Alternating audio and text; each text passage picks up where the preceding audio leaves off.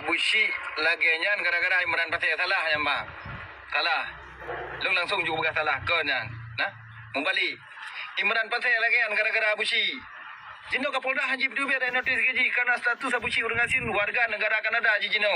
Wawaci Haji payah pegang pasport. Lagi tengok jak Melaya. Haji Bidubir ada notis kepada warga Gov le Kapolda. Seandainya Abu Syik orang asing Jino dijak Kanada lagi tengok jak Melaya pakai pasport.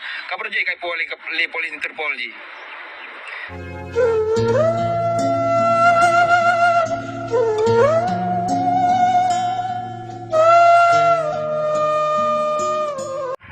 Abu Syik lagi nyan gara-gara Imran Pasir salah yang bang. Salah. Lu langsung juga salah ke nyan. Nah, membalik. Imran Pasir lagi nyan gara-gara Abu Syik. Kamu pakon bukan Imran Jino aku jelaskan.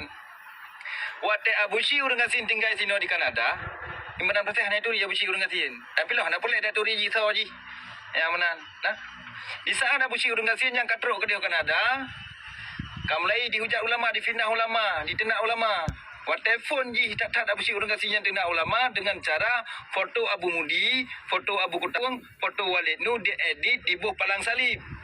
Ya, ni dengar kalian. Ni buh palang salib ba ulai Abu Mudi, Abu Kutakrung, Walid Nu. Ditulis dengan kalimat kafir laknatillah tulis. Nak bengih ni ron ni lagi menan di hujat ulama. Ron nan Muhammad gad gede. Tapi berpihak kepada awak tenak ulama. Yang menang. Di saat nyan ke Imran Pasir bungi. So nak bungi lagi menang ulama dia di petu ibu ulama lagi menang. So nak bungi.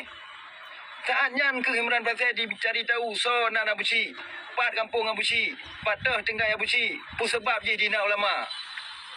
Ya, Imran Pasir lagi kan gara-gara Abu Syik. Urung lain du punya cep puhana urung lain hana dengapi. Du murun dengapi. Makanya du murun dengapi. Kau Imran Pasir mentang. Cuman ladu murung yang tanggapi tokoh-tokoh untung-kutung Aceh yang ditanggapi langsung gak lapor pak Kapolda. Letak Abu Syik orang kasihnya lapor pak Kapolda ka. Tapi Kapolda hanya dicot tindakan. Oh wate dikalan jejak Abu Syik orang kasihnya jitro ukiran Kanada di balik UN kan dijak dengan pasport. Seandainya Abu Syik orang kasihnya dijak dengan pasport kabar aja kai oleh polis Interpol melalui red notice yang ditubik oleh Kapolda. Oh. Jino Kapolda Haji Bidubir ada notis gaji karena status Abu Syik orang asing warga negara Kanada Haji Jino. Wawaci Haji payah pegang pasport. Lagi tengok jak Melaya. Haji Bidubir ada notis kepada warga Gov le Kapolda. Seandainya Abu Syik orang asing Jino dijak Kanada lagi tengok jak Melaya pakai pasport. Kapolda je kai le polis Interpol ji. Nama apa? Ya mana? Baik salah drone berkhabar. Baik balik-balik. Baik lempar batu sembi tangan lah. Nya drone nak berpihak kepada Abu Syik orang kasih. Baik salah Imran.